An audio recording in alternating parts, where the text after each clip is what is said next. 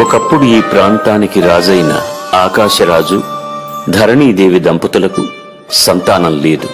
దాంతో పుత్రకామేష్ఠి యజ్ఞాన్ని తలపెట్టారు.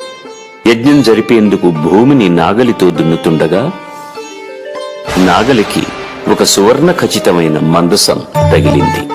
ఆకాశరాజు దంపతులు దాన్ని తెరచి చూడగా సహస్రదళ కమలాల మధ్య వెలుగులు చిమ్ముతూ ఒక పాప కనిపించింది. పాపను చూసిన ఆ దంపతుల ఆనందానికి అవధులు లేవు.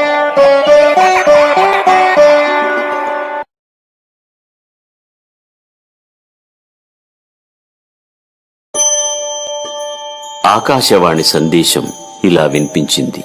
ఆకాశరాజా, సాక్షాత్ లక్ష్మీదేవి అంశతో జన్మించిన ఈ బాలిక మీ పాలిట అద్భుతమైన వరం. ఈ పాపతో మీ ముందు తరాలు రాబోవు తరాలు